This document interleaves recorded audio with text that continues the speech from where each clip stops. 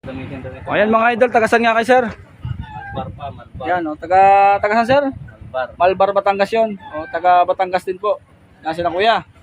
Pidayo po tayo ngayon na TMX 155 Legendary 4-stroke power.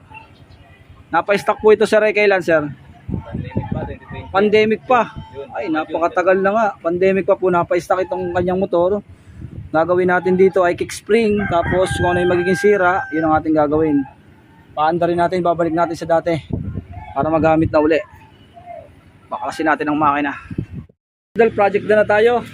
Kay TMX 155 na napa-stock, madali naman pong paganahin kahit napa-stock pa ng ilang taon. Basta po may budget tayo at may mabibilhan. Yan, balik Alindog. Kaya si Nasir, oh, shout out po. Yan. Ito na po, okay na. Lahat po ng gasket, palit po yan. All seal. Baba nyo kicker, tapos nakasupain. Para one click. Alright. Ayan, oh. Balik siya sa dati. Matipid pati. Kanina pang umandar na umandar. Talagang ayos na ayos pa rin. O, shout out sir ha. Maraming salamat sir sa tiwala sir.